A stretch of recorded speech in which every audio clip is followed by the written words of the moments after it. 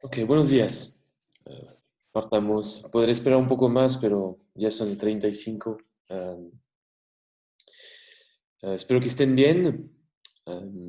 Entonces, estábamos en este capítulo de demanda por dinero, ¿se acuerdan? Hemos visto varios modelos de demanda por dinero. Empezamos con una ecuación ad hoc que llamé keynesiana. Eso fue hace dos clases, creo. Después vimos el modelo de Baumol-Tobin, también hace dos clases. Y la clase pasada empezamos a ver el dinero en la función de utilidad. ¿Sí? Em, ¿Se acuerdan cuáles eran las ideas a grandes rasgos de este modelo de dinero en la función de utilidad? No sé si alguien puede ayudarnos a recordar.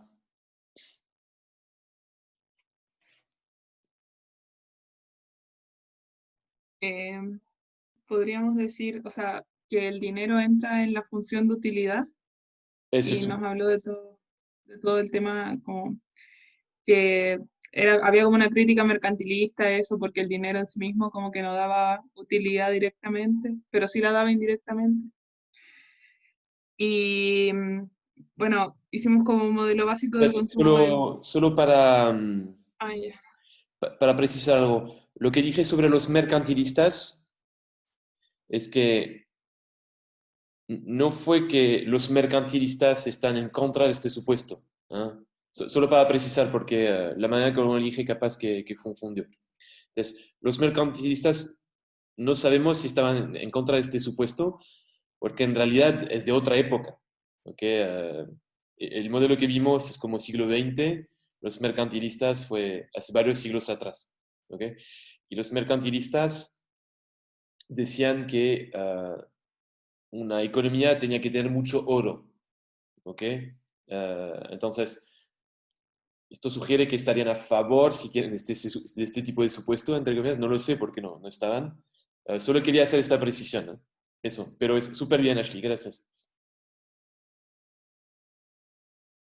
Y entonces, ¿cómo ibas a seguir? Entonces, efectivamente está este supuesto de que está el dinero en la función de utilidad. Y tú dijiste, Y, Ashley, que te puede dar utilidad de forma indirecta. ¿Qué ibas a decir? porque se puede como transar por bienes y los bienes dan al final confort material y utilidad a la gente. O sea, por consumo al final, eso, consumo, porque el consumo sí está en la función de utilidad. Sí, la manera como lo dije no fue con consumo, fue con ocio. Ah, cierto, sorry. Pero bueno, capaz que si tienes más socio, significa que gastas menos socio por otro lado y eso te da consumo al final. Eso también podría ser un argumento. Pero sí, efectivamente, la idea es que al usar dinero uno ahorra tiempo. Entonces, es como si tuvieses ocio en el sentido de que el dinero te permite ahorrar tiempo y, y al ahorrar tiempo esto te puede dar ocio. Pero no me disgusta lo que acabas de decir sobre el consumo, porque uno podría decir que, sobre todo en las economías modernas, ¿no? Entonces, esta visión de que el dinero te hace ahorrar tiempo, esto, bueno, lo puedo entender hace como medio siglo atrás, pero hoy día hay muchas formas de pago y muchos de esos activos ilíquidos se pueden transar fácilmente online, entre comillas, ¿no? Comprar, yo qué sé, fondos de, ¿cómo se llama esos? Para, ay, uno puede comprar unos fondos en el banco, ¿no? Eh, la facilidad con cual uno para ahorrar, cómo uno puede comprar o deshacerse de esos fondos es impresionante hoy día, ¿no? Entonces, uno podría perfectamente decir que en realidad uno no pierde tanto tiempo haciendo esas transacciones, pero quizá puede perder plata, efectivamente, como tú dijiste. Y si pierde plata, um, pues no, no puede consumir, ¿no? Entonces tampoco me disgusta lo que acabas de decir. En todo caso, el, el modelo del dinero de la función de utilidad lo que hace es simplemente suponer que el dinero entra en la función de utilidad y efectivamente uno lo ve como una forma reducida. Puede ser pensando en el ocio, pero no necesariamente me disgusta lo que dice sobre el consumo. Y entonces, este era una ventaja del dinero en el modelo. ¿Ok? ¿Cuál era la desventaja? ¿Se acuerdan de tener dinero en ese modelo?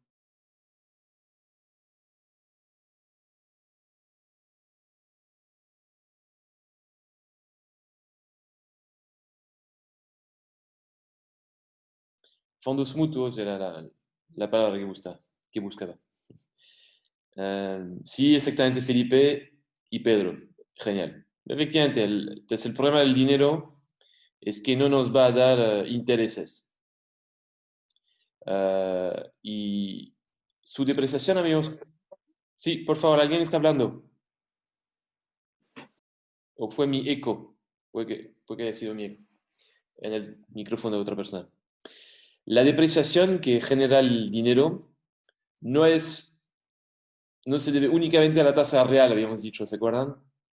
Habíamos dicho que en realidad la inflación también hace depreciar el dinero, ¿no? Entonces, si, el, si tenemos 1.000 pesos y queremos comprar una barra de pan que cuesta 1.000 pesos, podemos, pero si mañana esa barra de pan cuesta 2.000 pesos, ya no la podemos comprar.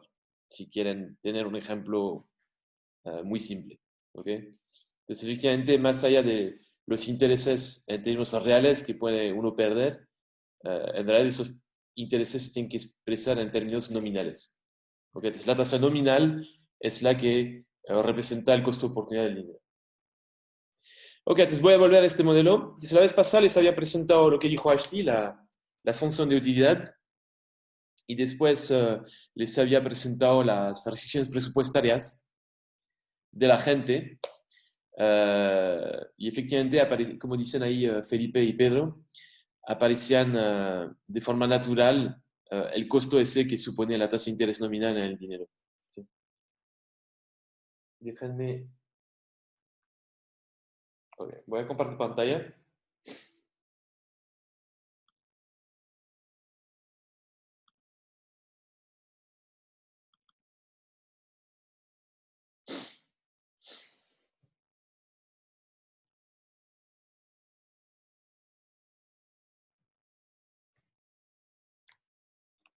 Okay.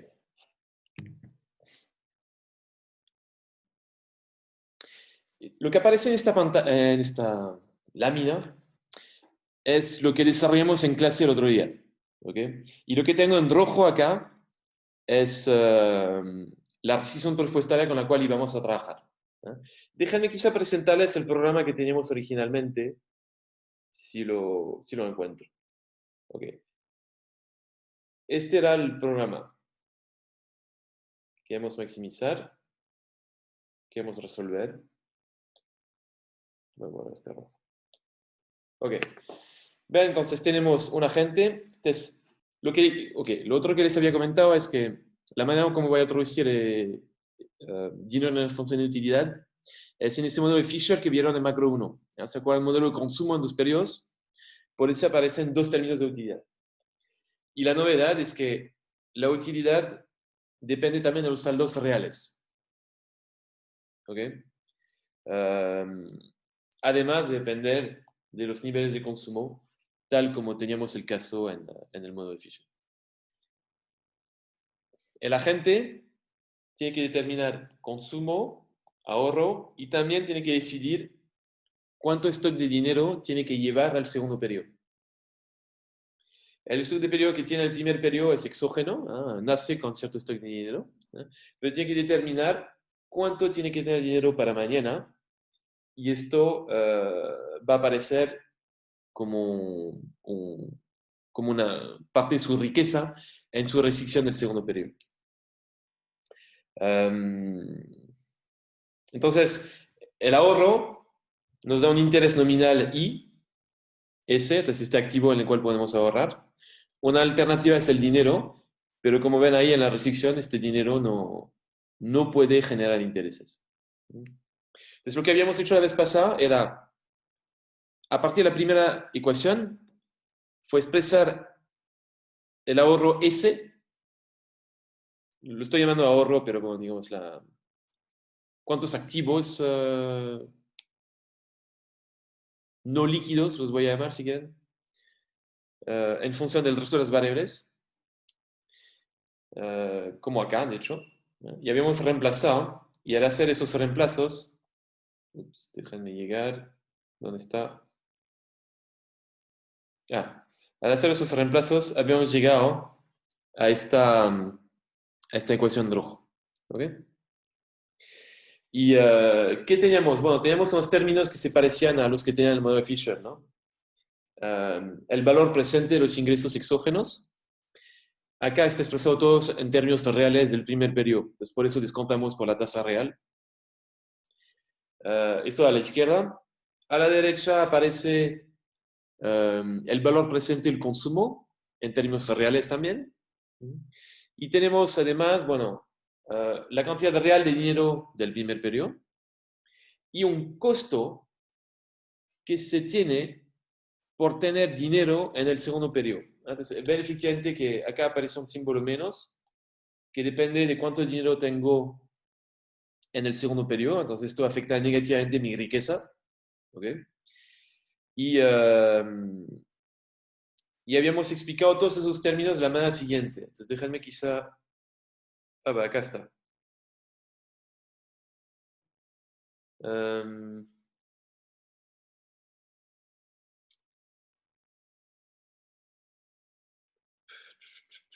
Quizá, bueno, déjenme borrar porque... Y vuelvo a explicar.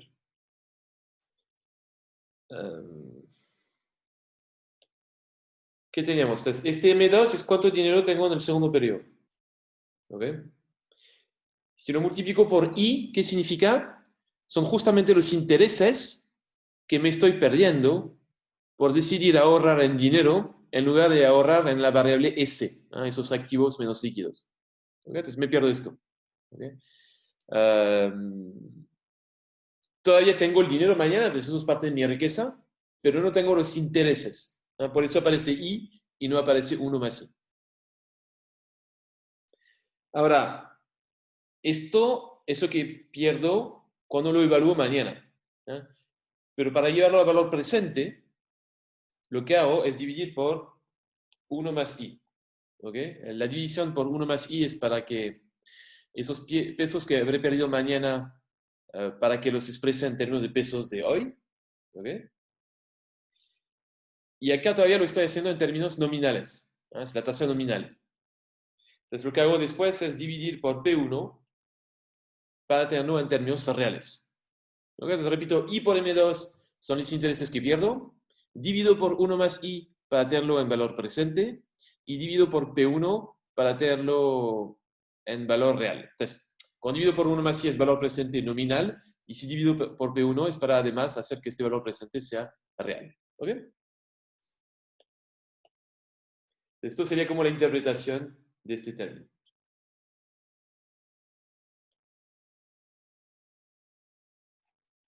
Ok. ¿Qué vamos a hacer ahora?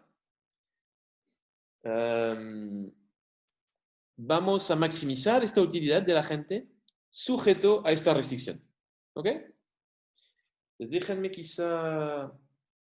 Voy a borrar cosas. Voy a borrar todo esto. Borro esto.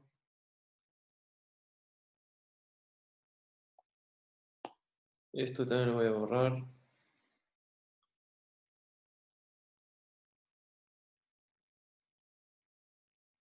Ok. Esto es mi restricción presupuestaria y queremos maximizar U mayúscula, que es U de C1, M1 para igual P1, más beta U de C2, M2 para igual C2. Ok, maximizo con respecto a C1, con respecto a C2 y con respecto a M2. Antes tenía la variable S, pero la reemplazamos. Está implícita en esta restricción. Ok. Bueno, vamos a escribir un lagrangiano. ¿Ok? ¿Saben escribir un lagrangiano, cierto? Les pregunto si alguien tiene alguna dificultad con esto.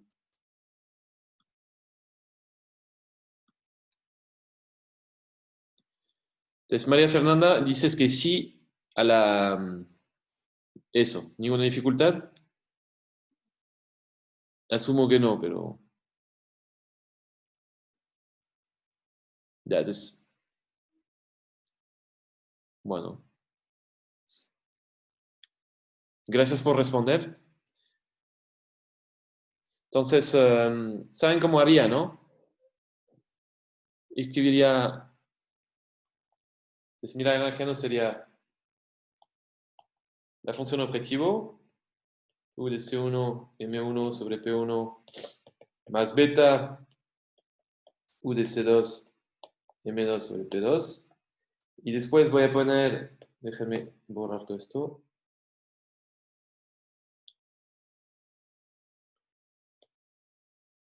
Voy a poner un lambda. Y acá tengo que poner la riqueza. Entonces mi riqueza es el lado izquierdo, ¿no? Sería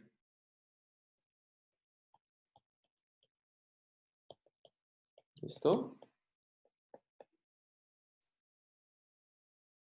Menos los intereses que me pierdo. ¿Ok? Y después tengo que restar C1 y C2, ¿no? Entonces, otra vez, voy a borrar esto. Resto C1 y resto C2. ¿Ok? Entonces esto sería mi lagrangiano. ¿Ok? Este lagrangiano, ¿qué queremos hacer para resolver el problema? ¿Qué tenemos que hacer con ello? ¿Qué sería el próximo paso? Pregunta que les hago a ustedes. Derivarlo, muy bien. Con respecto a qué variable lo tengo que derivar. C1 es una, muy bien. C2 también, muy bien, Ashley. M2, y efectivamente podemos hacer lambda. Muy bien, entonces, las variables de decisión. Entonces, hagámoslo. Borro lo de la semana pasada. Un segundo. Ah, perdón. Eso es una ventaja de las clases online, es que para borrar pizarra se hace súper rápido. Así que no nos podemos quejar de esto. Ok, entonces derivemos con respecto a C1. ¿Ok? Fíjense C1 dónde aparece. Entonces C1 lo vamos a tener acá y lo tenemos también acá. ¿Ok? Entonces en nuestras derivaciones, ¿no? Queremos tener presentes los dos términos y asegurarnos que derivamos con respecto a estos dos términos. ¿Ok? Entonces derivemos con respecto al primero. ¿Qué vamos a obtener? Vamos a obtener, entonces, si quisiese ser riguroso respecto a la notación, tendré que escribir todo esto, la derivada con respecto a C1. ¿Ok? Ya. Para ahorrar notación, no voy a usar esta notación. ¿Eh? Voy a usar la siguiente notación. Voy a decir U de C1. ¿Ok? U sub C1 va a significar la derivada parcial de U con respecto a C1. ¿Ok? ¿Les parece? Entonces, borro todo esto.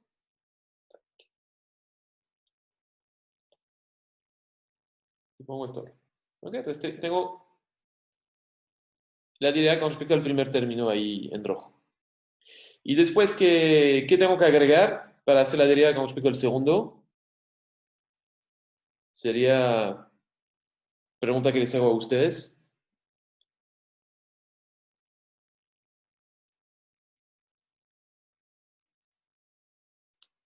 Pongo bien el programa en menos lambda. Muy bien, gracias Cristóbal, Fernanda, María Fernanda. Muy bien.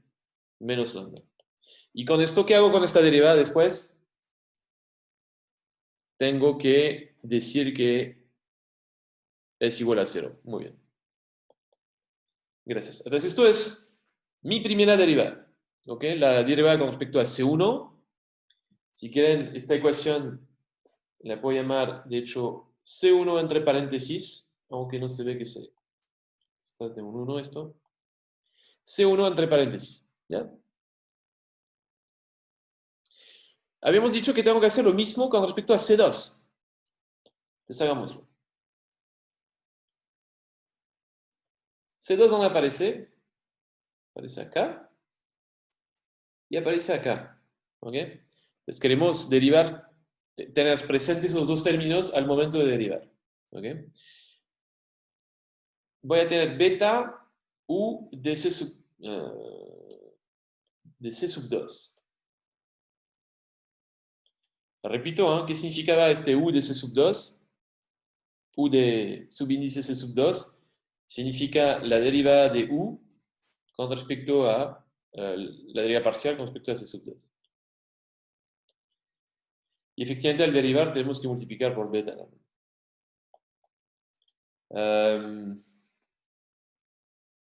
Muy bien. Y después, ¿qué me va a quedar?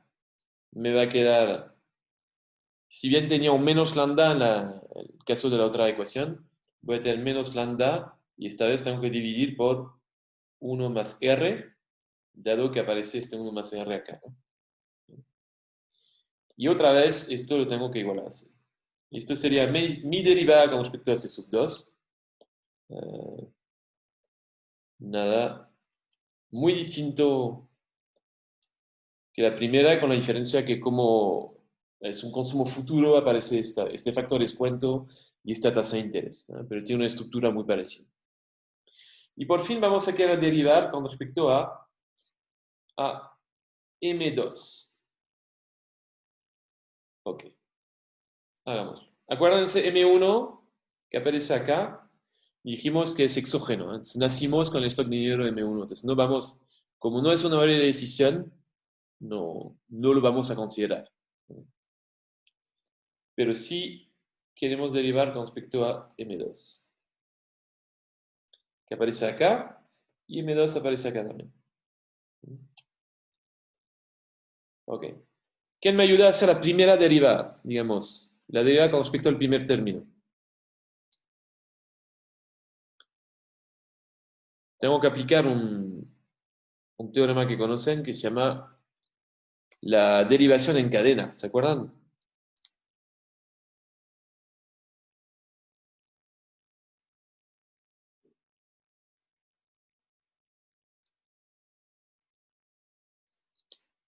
¿Cómo puedo derivar entonces el primer término con respecto a m sub 2? Esa es la pregunta.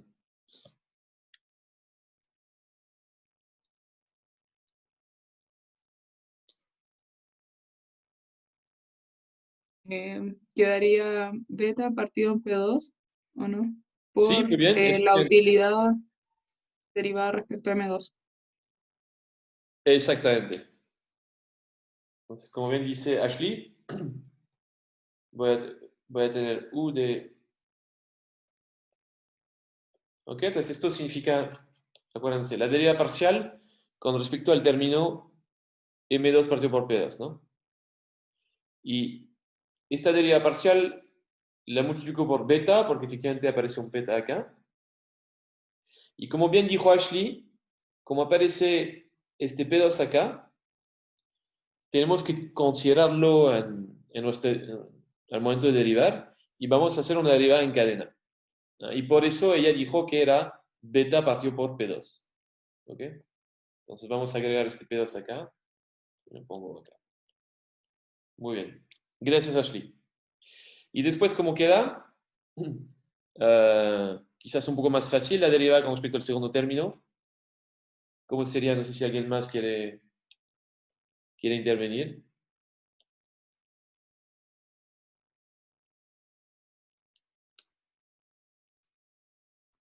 Es menos alfa por i dividido 1 más i por P1 abajo también. Eso. Sí, cuando dijiste alfa, me imagino que quieres decir lambda. O sea, alfa no, sí, sí. Sí, sí. Gracias. No veo tu nombre, veo tu foto. Catalina. Gracias, Catalina. Correcto, Catalina. Entonces vamos a tener efectivamente menos lambda, como bien dijiste, multiplicado por este ratio de IP1. Esto tenemos, exactamente. Y esto lo tenemos que igualar a cero. Muy bien. Entonces, estas tres ecuaciones serían nuestras tres condiciones de primer orden. ¿Okay? Alguien había dicho tenemos que derivar con respecto a lambda, que aparece acá, ¿no? efectivamente lo pueden hacer si quieren. El tema es que hay una cuarta ecuación que tenemos que reconocer que la restricción presupuestaria va a ser activa en equilibrio. ¿Okay? Y efectivamente, cuando uno hace esto, suele derivar con respecto a lambda, ¿no? Entonces, no lo estoy agregando acá, pero hay que tener presente que vamos, que esta restricción tiene que ser activa en equilibrio. ¿Okay? Habría que chequear las condiciones de Kuhn-Tucker y todo esto, no lo voy a hacer, lo siento, pero efectivamente, si quisiéramos ser rigurosos, habría que hacer esto también. ¿Okay? Ok, entonces, fíjense, de la primera ecuación podemos darnos cuenta que lambda es igual a la última marginal del consumo del primer periodo. ¿Okay? Lo cual significa que en las dos ecuaciones de abajo, cada vez que tengo un lambda, lo puedo reemplazar por esta última marginal del consumo. ¿Okay? De hecho, si reemplazamos en la segunda ecuación, si uso estas dos ecuaciones de acá, ¿qué voy a obtener? Beta menos U de C1 partido por 1 más R, y esto es 0. Es decir que, bueno, puedo pasar términos de un lado y al otro.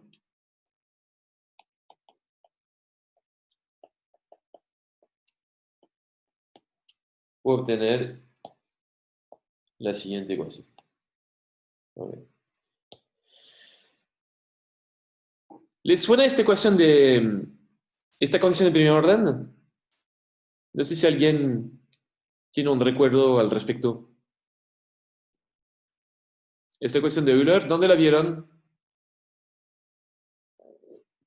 En macro 1, efectivamente. ¿En el caso de qué modelo?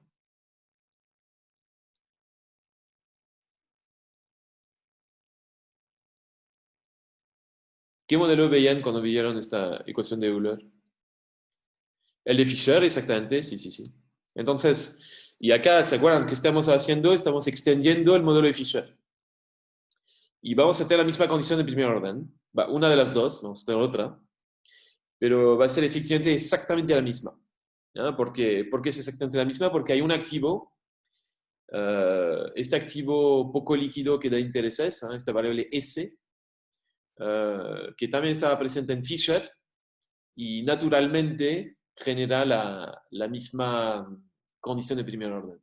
¿Okay? Entonces, este activo real, si quieren, no sé si llamarlo real, pero básicamente este medio de ahorro que nos da intereses. Y bueno, ¿cómo podemos interpretar esta ecuación? Entonces, esta ecuación, esto bueno, es un repaso, pero básicamente mira un poco el trade-off entre consumir una unidad de bien hoy o ahorrar esta unidad para generar más consumo mañana. ¿Sí? Entonces, por un lado, una unidad de bien, la gente dice, si la ahorro, supongamos que la ahorra, si ahorra esta unidad de bien, ¿qué va a perder? Va a perder la utilidad marginal del consumo de hoy. ¿Okay? Entonces, esta utilidad marginal del consumo de hoy es como el costo de oportunidad por ahorrar una unidad de bien hoy. ¿Okay? Ahora, si bien hay un costo, hay también un retorno. Y este retorno es que mañana no solo van a tener esta unidad de bien, sino que van a acumular intereses sobre sus ahorros. Entonces, esta unidad que tienen hoy, mañana se transforma en 1 más R unidades, ¿no? Lo que aparece acá en paréntesis, entre paréntesis en la derecha el símbolo igual. Y entonces, si a la gente consume cada una de esas unidades mañana, va a poder generar como utilidad, marginalmente hablando, si quieren, la última marginal del consumo de mañana por cada una de esas 1 más R unidades. ¿Okay? Entonces, esto sería un beneficio que obtiene mañana en términos de utilidad. Ahora, como saben, uno no puede comparar directamente la utilidad que pierde hoy con la que gana mañana. Tiene que usar el factor descuento que aparece acá. en cierta manera, para traducir las unidades de utilidad que gana mañana y hacerlas comparables con estas unidades de utilidad que pierde hoy. Entonces, a la derecha el símbolo igual está lo que gana mañana, son el ahorro más que recupera más los intereses, todo esto traducido a útiles de mañana, que tenemos que descontar para que sea comparable con los útiles que perdimos hoy. ¿Okay? Entonces, la gente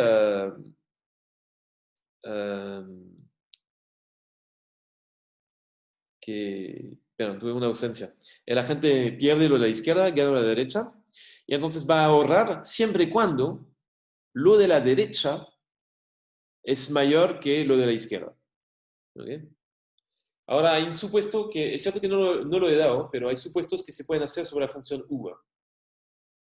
Entonces, U típicamente es creciente, es cóncava, se le suele aplicar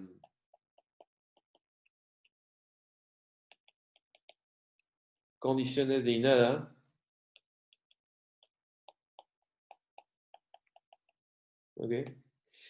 Esta serie de condiciones que se le suele aplicar están hechas para obtener una solución interna. ¿Okay? Y efectivamente, si se aplican, como en la medida que va ahorrando, es decir, a medida que va generando un consumo futuro y decreciendo el consumo presente, la utilidad marginal del consumo del primer periodo va a subir, porque consume cada vez menos. La utilidad marginal del consumo de mañana va a caer, porque está consumiendo cada vez más. Entonces, en algún punto, esas dos cosas se deben igualar, tal como se ve en esta ecuación. Y ahí se va a ubicar la decisión. Entonces, de cierta manera, igualamos un retorno marginal con un costo marginal. ¿Sí? Ok, esto es un repaso de lo que vieron en macro 1. No sé si hay una pregunta al respecto de la interpretación y la obtención matemática de esta ecuación.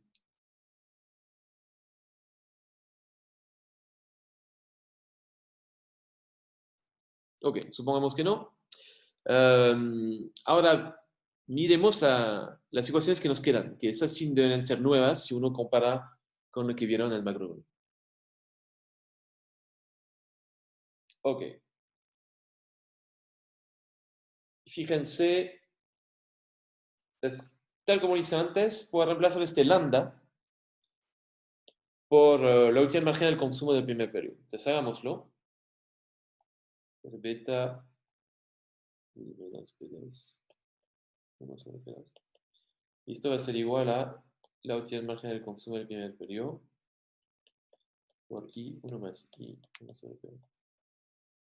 Ok.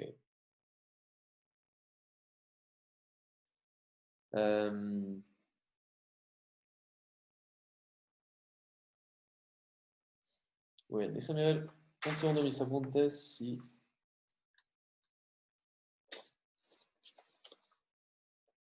estamos de acuerdo con esto. Me parece que estamos. Si lo puedo simplificar un poco después. Ya. Fíjense algo. Hay tasas de interés nominal, hay nivel de precio. Puedo usar la identidad de Fisher para reescribir todo esto, ¿cierto?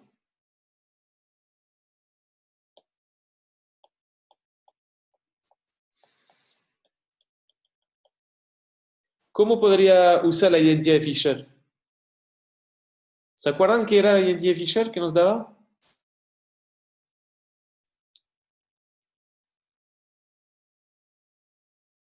¿Cómo se escribía la identidad de Fisher? El P2 partido en P1 se puede reemplazar por 1 más pi, que es la inflación. Sí, pues hagámoslo. Y eso, que como está dividido en 1 más i, queda 1 más r, ¿o no? Exactamente. Muy bien, Ashley. Gracias. Es como bien dijo Ashley. Básicamente, déjame escribir la identidad de Fisher acá, ¿no? Es 1 más la tasa nominal va a ser igual a 1 más, déjame escribir bien la R, 1 más la tasa real multiplicado por 1 más pi. ¿Ok?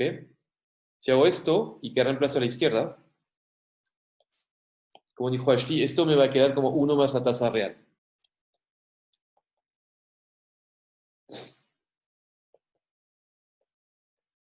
UDC1, 1 sobre la tasa real.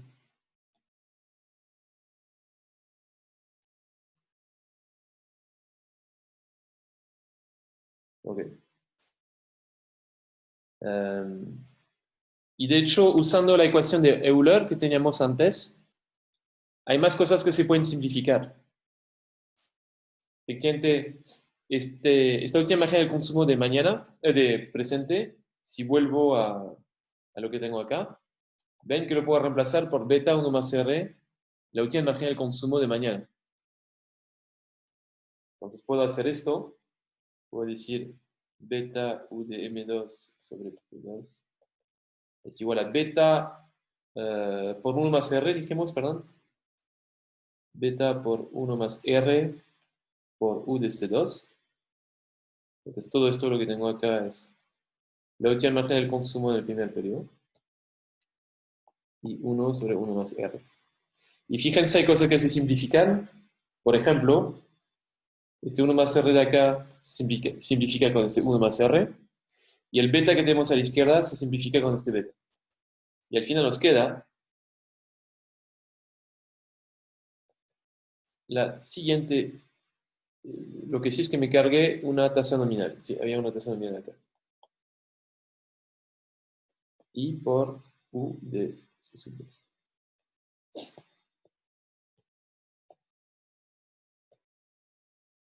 Ok. Ya, entonces esto es como una reescritura de la condición que tenía antes. Entonces, repito, ¿qué hice para obtener esta condición? Usé la tercera condición acá, usé esta condición, y la combiné con la identidad de Fisher, que era, ¿dónde está? Pues esta de acá, esto es la identidad de Fisher, y la combiné con la otra condición. ¿No? Y al combinar con esas dos condiciones, obtuve esta condición que está acá con un cuadrado rojo alrededor. ¿Okay?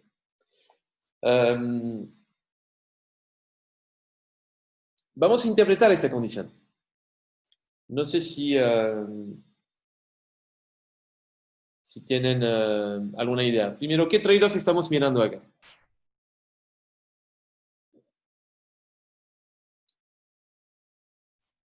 Profe, ¿puede poner un poquito más de lejos el iPad para ver la ecuación de arriba? Por favor. Sí, por supuesto. ¿Estás este de acá o las demás arriba? No, un poquito más abajo. ¿El programa? Después. Sí. No la granja, no. No, abajo. O sea, ¿Esto? al revés. Para el otro lado. El otro lado. No, cuando uso el... Ah, ok. Entonces tú me haces esta...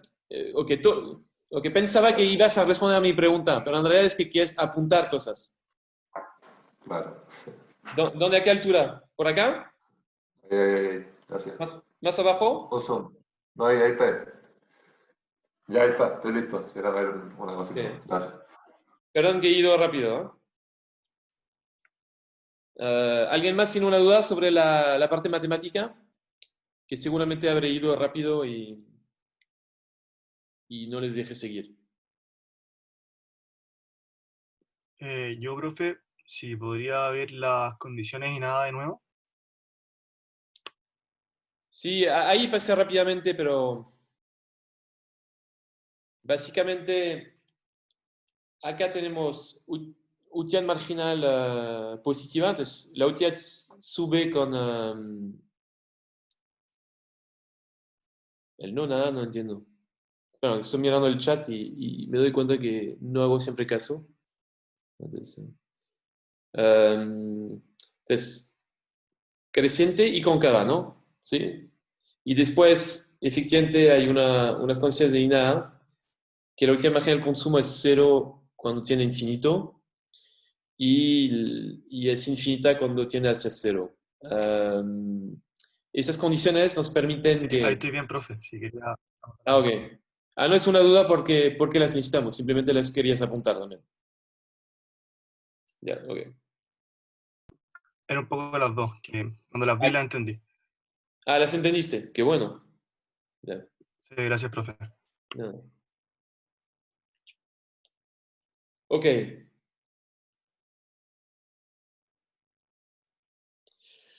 Ya, entonces interpretemos esta condición de primer orden. No sé si alguien tiene alguna idea. Primero, ¿qué trade-off estamos mirando acá? Sería como el trade-off entre ocupar dinero mañana o ocupar en consumo. Como en activos Sí, que me generen intereses para generar consumo. exactamente. Entonces, básicamente, al momento de ahorrar, si quieren, entonces, para ahorrar, queremos ahorrar para consumir mañana. Entonces, vamos a obtener esto, ¿no? En cierta medida, ¿no? Pero al momento de ahorrar, tenemos dos instrumentos.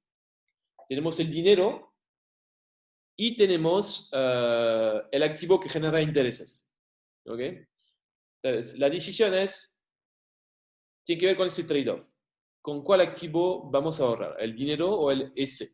¿Ya? Ahora, hay ganancias y hay pérdidas asignadas a esta decisión. Entonces, supongamos, por ejemplo, que el agente decide, se está preguntando si adquirir o no una unidad adicional de dinero. ¿Ok? ¿Cuál es la ventaja de adquirir esta unidad adicional de dinero? Bueno, una ventaja es que este dinero va a generar utilidad porque hay un supuesto de que afecta directamente la utilidad del dinero. ¿Ok? Entonces, a la izquierda sería las ganancias por tener dinero. Efectivamente, vamos a tener la utilidad asociada a este dinero. ¿Ok? Las pérdidas, sin embargo, es que vamos a perder intereses.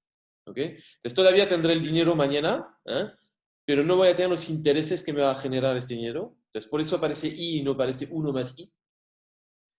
El costo es únicamente el interés. Y con este interés habría podido consumir por cada uno de esos intereses que pierdo. Entonces, podría haber usado los intereses para comprar bienes, entonces, y bienes en este caso, y cada uno de esos bienes me habría dado su utilidad marginal de consumo. ¿Ok? Entonces, a la izquierda, la ganancia marginal por tener una unidad más de dinero. A la derecha, el costo de oportunidad. ¿Ok? Ok, ¿ya? Y entonces, bueno, también con supuestos, podemos hacer supuestos sobre cómo se relaciona U con M, supuesto de que es estrictamente creciente, de que es cóncava. Para estar seguro, podemos aplicar también y nada, y esto nos permitiría que, a medida que uno va adquiriendo más dinero, tener que se igualen esos dos términos en equilibrio.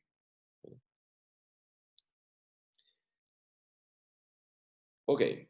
Entonces, esto es básicamente lo que uno obtiene como condición de primer orden. Ahora, podemos obtener una demanda por dinero. Acuérdense que este capítulo es sobre demanda por dinero. Usando esta ecuación, uno puede obtener una demanda por dinero. Entonces, voy a hacer unos supuestos. Profe, ¿puede Sí, explicar de nuevo el sentido económico de la ecuación, por favor? por supuesto. Okay, entonces, Gracias. repito, la decisión acá es, tenemos que ahorrar y tenemos que decidir si ahorrar con dinero o con el activo S. El dinero, la ventaja es que nos da utilidad, pero no nos da los intereses que nos da el activo S. ¿Okay? Entonces, al ahorrar en dinero un peso, ¿qué obtengo? Obtengo el término de la izquierda. Obtengo la utilidad marginal del dinero. ¿Okay? Eso es la ganancia. Pero esta decisión tiene un costo de oportunidad asociado que se refleja al término de la derecha de esta ecuación. Es decir, al ahorrar en dinero, me pierdo los intereses que habría obtenido si hubiese ahorrado comprando el activo S. Y entonces, y esos intereses que me pierdo los podía haber usado mañana para consumir, ¿no? Entonces, por esto aparece la tasa de interés multiplicado por la última margen del consumo, ¿no? La tasa de interés serían los bienes que habría podido adquirir si hubiese ahorrado con el activo S, ¿no? Y por cada uno de esos bienes que adquiero, habría obtenido la utilidad marginal del consumo asociada, ¿no? Que es la de mañana, porque estamos consumiendo mañana. Eso. Entonces, en el equilibrio, el agente está igualando retorno marginal con costo marginal y por eso se igualan esas cosas. Entonces, no sé si responde a tu pregunta. No sé quién me preguntó tampoco, pero... Sí, profe. Gracias, gracias. Yeah. Ok. Entonces, les comentaba, a partir de esta ecuación, vamos a obtener una demanda por dinero. Y lo voy a hacer con un ejemplo. Es decir, voy a hacer un supuesto sobre U de MC, en particular, o M sobre P, ¿no? M sobre P. Ahí ponía la C antes. Ya, perdón. M sobre P. Ya.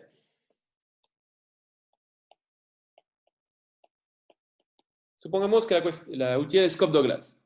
Como en Cobb-Douglas cumple con los supuestos que he mencionado antes. Es creciente en cada uno de esos términos. Es cóncava, si es que gamma está entre 0 y 1, por supuesto. Y la utilidad marginal del consumo es positiva, no, es infinita en 0 y nula en infinito. ¿Ya? Es decir, que cumple con las condiciones de unidad. Tenemos que calcular la utilidad marginal del consumo. Entonces hagámoslo. Para eso derivamos con respecto al consumo. Tengo C. Esto sería mi utilidad marginal del consumo. Derive con respecto a C. Y necesito la utilidad marginal del dinero.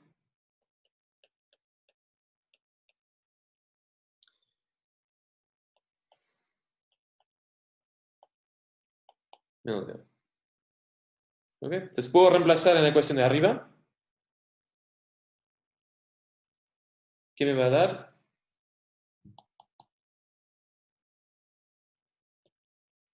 Utilidad marginal del dinero, dijimos primero. Entonces va a ser 1 menos gamma. Déjame ver. El dinero a la izquierda. 1 menos gamma por C2. Bueno, voy a quitar los subíndices, no hace falta. C a la gamma, M sobre P a la menos gamma. Y eso es igual a I por gamma por C, gamma menos 1. Esta C se parece a una E. Déjenme. M sobre P a la 1 menos gamma. Ok, entonces, esto de acá es la última margen del consumo que escribimos, que calculamos justo antes. No, me equivoqué. Del dinero. Y esto de acá es la última margen del consumo. Entonces, efectivamente teníamos la última margen del dinero, la última margen del consumo, y se multiplicaba por I. Y entonces multiplicamos también por I. Podemos juntar términos, ¿no? Entonces, por ejemplo, si pongo el consumo de la izquierda con el consumo de la derecha,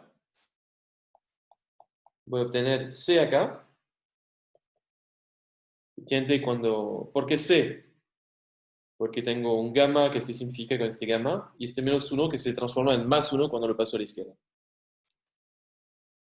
Y después a la derecha voy a tener la tasa nominal, el gamma y voy a tener M partido por P.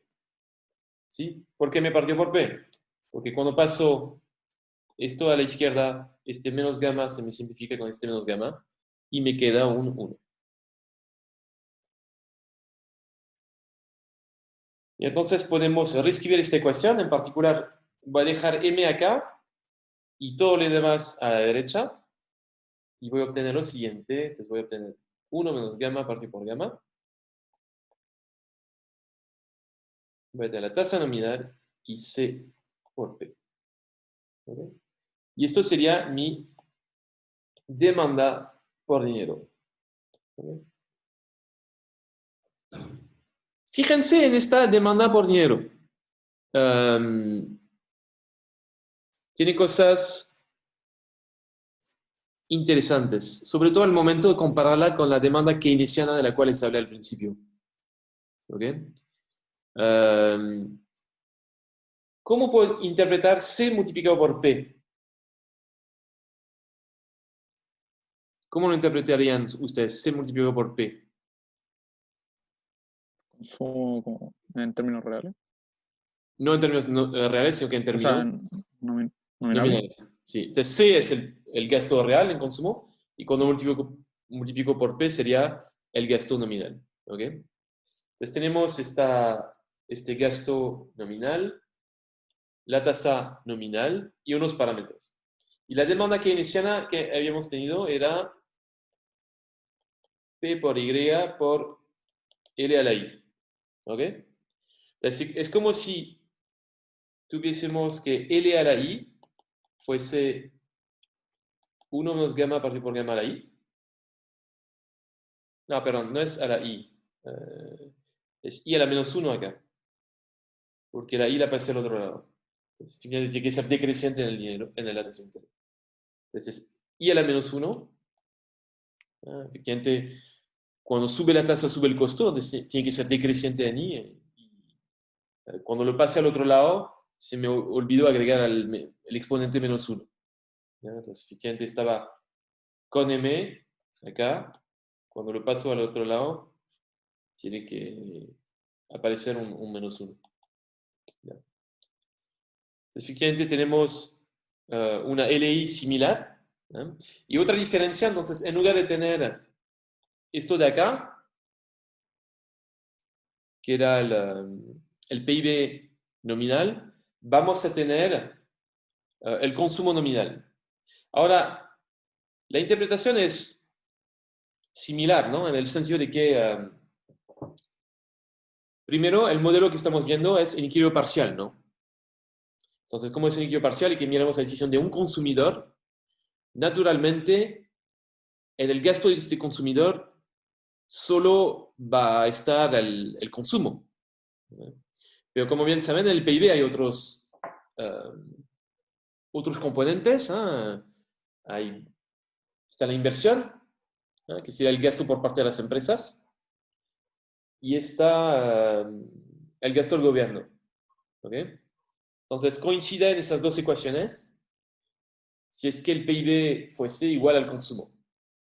O quizá coincidiría si tuviésemos empresas también que tienen que usar dinero para invertir y un gobierno que tiene que usar dinero. ¿Okay? Entonces, digamos, al final del día tenemos una demanda bastante similar a la keynesiana que teníamos, con la diferencia que en lugar de tener el PIB nominal, tenemos el consumo nominal. Porque efectivamente el consumidor está gastando en consumo, no está gastando en otras cosas.